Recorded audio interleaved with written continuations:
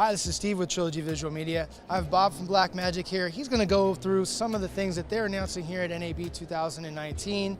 Bob, how you doing? First of all, thank you for joining us. Thanks for having us. All right, so what do we got here?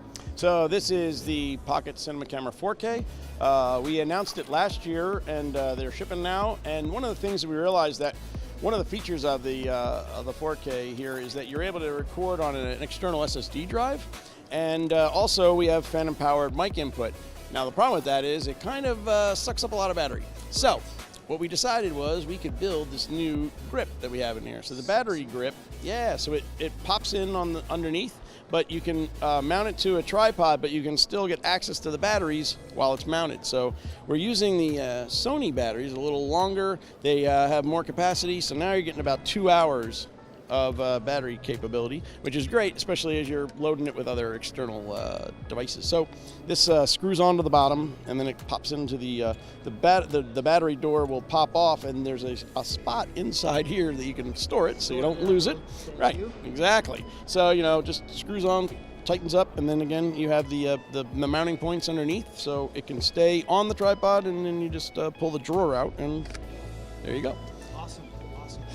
Sorry, just want to mention that the battery grip will be available in August, $245. The Pocket Cinema Camera 4K, we're making them as fast as we can. We've got plenty of them out there, but we need plenty more, which is good. But we're trying to make them as fast as we can. Got you. So we've been huge fans of Blackmagic. I mean, you guys are industry shakers. You basically take what everybody's putting out there, put it out for like a quarter of the price sometimes, super good quality. One of the things that we've been asking for is autofocus. Anything coming down the pipe on changing autofocus, especially real-time autofocus? Yeah, I mean, the thing about it is that type of stuff, you need specific lenses for that. I mean, we look into improving different features all the time. We just did an update that helps improve some of the one-time focus on certain lenses because they vary depending on lens mounts and things like that. We are working on things like that, but as far as continue autofocus, I don't know about that. We'll see. Who knows? All right, good to know. Good to know. All right, let's move on. So we have some big moves here with the Gen 2. Can you tell us a little bit about this? Yeah, absolutely. So the original URSA Mini Pro, had some great features, but one thing it was missing was really high frame rate. So this Gen 2 covers a couple things. You got 120 frames per second in 4K, 300 frames per second in windowed HD, and it also has the Color Science 4.0, so you have Blackmagic RAW capability for recording, and we also enabled the USB port here to be an external capability, so you can do longer recording. Thank you. Yeah, I mean, people saw it in the Pocket and were like, wow, that would be great. So we were able to add it here because we put in some new electronics to be able to add that. So yeah, this is a high frame rate camera, and they're just hitting the stores now, so people will be able to get those shortly. And what's the price point on this? $5,995. Okay, and these will be shipping shortly? Yeah, they're on their way now, so people will see them very soon. Awesome. Thank you. And one last thing, we have a major upgrade in the DaVinci solutions. Can you tell me about that? Sure. So Resolve 16 has a couple of new things. Over 100 improvements in the edit page, the fusion page, the Fairlight page, the color page, and now a new page called the cut page. So the cut page is designed for quick editing. So when people do promos or commercials, that kind of stuff, it's a different way of working than you do in long feature films and things like that. So we wanted, instead of shoehorning things into the edit page, we wanted to create its own page. Now it works in conjunction with the regular edit page because you move from one to the other if you need to. But this is designed to cut shots together. It has a dual timeline. So this is the overall timeline, the whole timeline here, and this is the zoomed in section where you are along the timeline. And they match each other. So they and you can drag a clip, say, onto this timeline or this timeline. It doesn't matter. It updates automatically.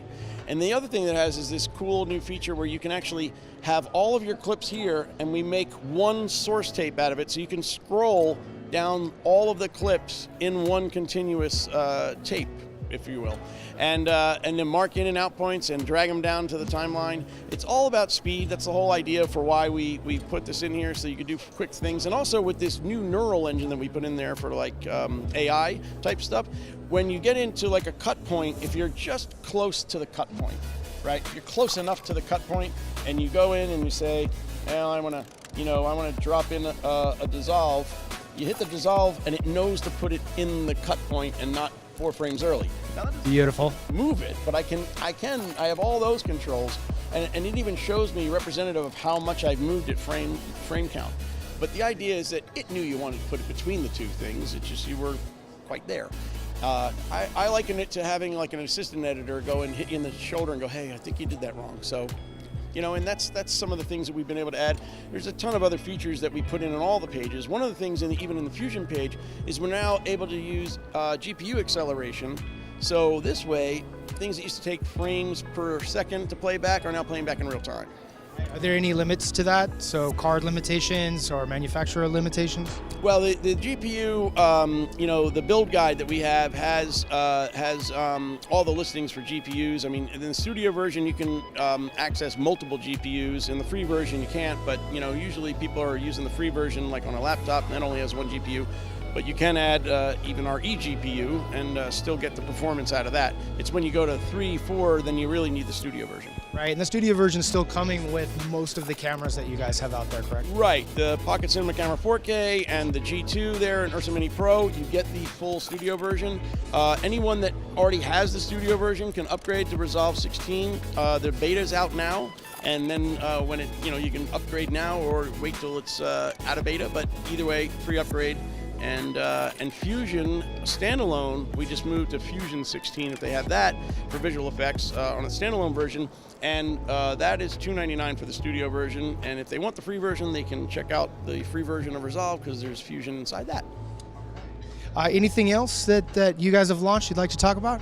Well, I mean, we did a whole new 8K for live production. We have an 8K switcher now and 8K deck link.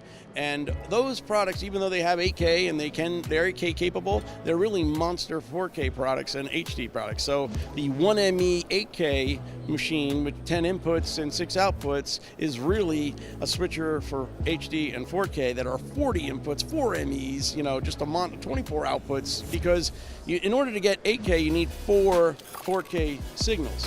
Right? So with having that, 10, you need 40 SDI inputs. Well, in 8 UHD or HD, now you have 40 inputs. So it's really a way for us to build 2 switchers in one.